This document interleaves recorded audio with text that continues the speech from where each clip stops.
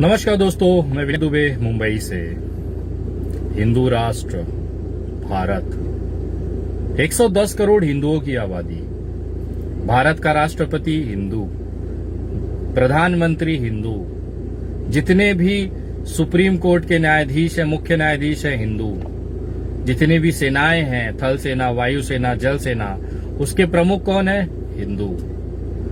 जितनी भी जांच एजेंसियां हैं, चाहे सीआई एनआईए हो, चाहे सीबीआई हो, चाहे ईडी हो, चाहे इनकम टैक्स हो, यहां तक कि जो चुनाव आयोग है उसके जो प्रमुख हैं वो हैं हिंदू। जितने भी इस देश के अंदर 718 जिले हैं, उस जिले के तमाम जो जिलाधिकारी हैं वो है हिंदू। जो एसडीएम है, 5500 के आसपास इस देश में सब डिस्ट्रिक्ट्स हैं, तहसीलें हैं, उस तमाम तहसीलों के जो तहसीलदार हैं, एसडीएम हैं, वो है हिंदू। देश में बहुमत पाई हुई हिंदुओं की सरकार है। राज्यों के जितने मुख्यमंत्री हैं पूरे देश में, वो सारे के सारे हैं हिंदू। उसके बाद भी पता नहीं कौन से ऐसे लोग हैं जिनकी गांड फटी पड़ी है मुसलमानों से। अब इसे हिंदू राष्ट्र नहीं कहोगे तो क्या कहोगे? कब तक 14% का डर दिखाकर 85% वालों को डराते रहोगे रे? और इतना हिंदू समाज डरपोक कब से होने लग गया? 800 साल मुगलों ने राज किया, तब हिंदू खतरे में नहीं आया था। 200 साल अंग्रेजों ने हुकूमत चलाई, तब भी आज हमारा हिंदू समुदाय, सनातन समुदाय अपने वर्चस्व पे है। 110 करोड़ की आबादी पहुंच गई। ये हिंदू को मिटा ना पाए, सनातन मिटाना ना पाए, और ये आज के औने पौने बाबा, ढोंगी बाबा, पोंगी बाबा, इनको हिंदू राष्ट्र चाहिए। नहीं पाकिस्तान में बैठे हो क्या जाके? ओ बाबा, पाकिस्तान में जाके बैठे हो क्या? और अभी तक तू जिंदा है? कम से कम 50 फोन आए होंगे। विनय जी, वो मरा नहीं, मरा कि नहीं मरा? मैं बोला पागल हो क्या? ऐसे लोग अपने जान छोड़ेंगे? जिसके नस नस में जहर और नफरत भरी हो, वो अपने आप को संत कहलाता है इस देश में। दुर्भाग्य है संत समाज का कि ऐसे ऐसे नमूने संत बने घूम पड़े हैं। एक संत वो भी था भोसड़ी वाला, गाजियाबाद में, यति नरसिंगा झंड। ये वैसा दूसरा पैदा हुआ है आज। इसमें कोई अलग बात नहीं है। जल समाधि ले रहे थे, ये खाट के बाल कटवा ली नाक अपनी। आज दिन भर गाली खाए हैं सोशल मीडिया पे।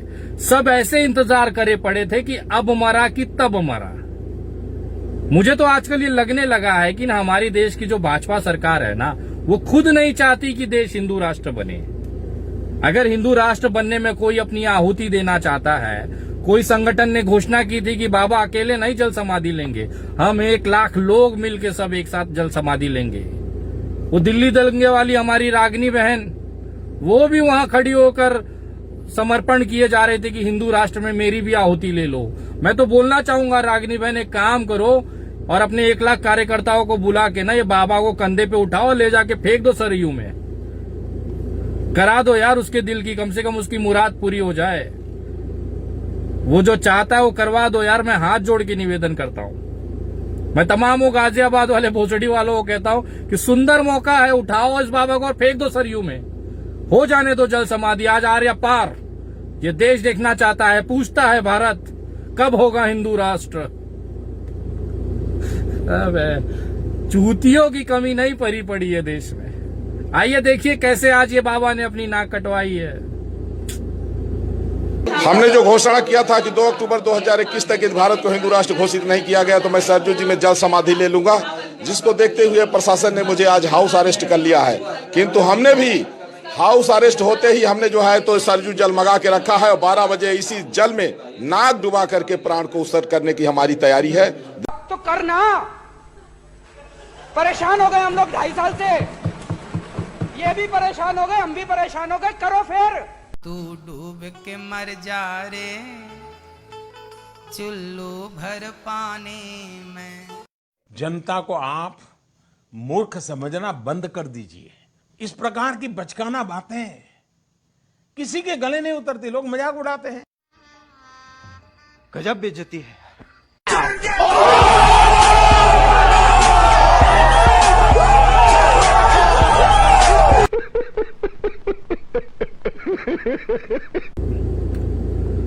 चुल्लू भर पानी लो और उसमें डूब मरो बाबा जी। तुम्हारे जैसे इंसानों की वजह से ना ये भारत कलंकित होती है। भारत की इस देवभूमि, वो भी अयोध्या में बैठ के इस तरह की बकचोदी, इस तरह की वाहियात बातें, इस तरह से सरकार को ब्लैकमेल करना, संत समाज के वो जो आपने पहना हुआ है ना, उसको कलंकित करता है। राजनीति करनी है, बाहर आइए, संत का चोला बगल करिए, उसको कलंकित मत करिए। विनय दुबे का खुला निवेदन है आपसे, अगर आपको राजनीति करनी है, आपके अंदर वो राजनीति वाला कीड़ा जंप मार रहा है ना, तो वो सनातन का चोला साइड रखिए और आइए मैदान में और आपकी औकात दिखाइए। आपकी औकात देश ने देख ली, कितने बड़े धुरंधर हैं। एक वो यति नरसिंहा झंड और एक आप दूसरे पैदा हुए हैं। आज के बाद अगर कोई सन्यासी सही में ये बोलेगा ना कि अगर ये चीज नहीं होती है तो मैं जल समाधि लूंगा, लोग आपकी वजह से उस व्यक्ति पर हंसेंगे, कहेंगे कि अरे भाई जाने दे, ऐसे कितने संत लोग आते हैं, बोलते और चले जाते। एक नमूना आया था अयोध्या में कि अगर हिंदू राष्ट्र घोषित नहीं तो जल समाधि ले गया, पलट गया, अपने मुंह से मुकर गया। ये वही सनातन है जहां पे वचन का सबसे बड़ा कीमत होती है। रघुकुल रीत सदा चली आई, प्राण जाए पर वचन न जाई। हद है, आपने तो उस संत समाज की जो गरिमा थी उसको कलंकित कर दिया है। आज आपको संत समाज से मैं निवेदन करूंगा कि इन जैसे बहरूपियों और ढोंगियों को बाहर करे, अन्यथा हमारे सनातन धर्म का सर झुकता रहेगा, हमारे संत समाज का सर झुकता रहेगा। और भगवान आपको सद्बुद्धि दे। आपके ऊपर ये सनातन, ये भगवाना शोभा नहीं देता। एक संत वो होता है जो लोभ, कर्म, माया से मुक्त होता है। आपके अंदर तो नफरत इस कदर भरी हुई है कि आपको हिंदू राष्ट्र चाहिए, इस्लाम और जो कैथोलिक भाई हैं, जो मुस्लिम भाई हैं, उनकी नागरिकता समाप्त कर दी जाए। अरे मैं उस सनातन धर्म से आता हूं जहां पे ना सबरी के जूठे फेल मेरे प्रभु श्री राम ने खाए थे। हम उस सनातन धर्म से आते हैं जहां पे करुणा, माया, प्यार सिखाया जाता है। हम उस सनातन धर्म से आते हैं जहां पर एक बेजुबान जो जानवर प्राणी है ना, उसको भी माया से उसको प्यार किया जाता है। एक कुत्ता दरवाजे पे आए ना तो उसको बिस्किट दी जाती है, उसको पानी पिलाया जाता है, श्राद्ध के समय कौवों को खाना खिलाया जाता है। वो गौरवान्वित सनातन का मैं हिस्सा हूं। लेकिन किसी भी, हम तो जानवर के अंदर भी नफरत नहीं कर सकते। उसकी जान न चली जाए इतना ध्यान से उसको घर में रखते हैं। अपने चींटी वगैरह अगर घर में दिख जाए तो उसको आटा डालने वाला, वैसा मेरा गौरवान्वित सनातन है। लेकिन तुम्हारे जैसे ना राजनीतिक के कीड़े, तुमको कहना ज्यादा अच्छा है क्योंकि तुम्हारे अंदर इतना नफरत भरा हुआ है, जहर भरा हुआ है। तू संत कहलाने के लायक नहीं है रे, तेरी औकात नहीं है संत बनने की। मैं पूछना चाहता हूं किसने इस जैसे बेवकूफ इंसान को, गिरे हुए इंसान को जगत गुरु का तमगा दे दिया। मुझे शर्म आती है। आज हर वो सनातनी अपने आप को शर्मिंदा महसूस कर रहा है, कलंकित महसूस कर रहा है, क्योंकि ऐसे ऐसे नमूने ने इस देश की, भारत की, अयोध्या की पवित्र जमीन को कलंकित किया है। ये देश है, भारत माँ इसे माफ कर। और जो भी आपके साथ समर्थन है, भगवान उनको सद्बुद्धि दे। पता नहीं कितने डरपोक लोग हो यार। मैं इतना खुला चौड़ा घूमता हूं, मुझे कभी असुरक्षा नहीं लगी, और तुम्हारी गांड फट के तालाब बन चुकी है सिर्फ 14% मुसलमानों से।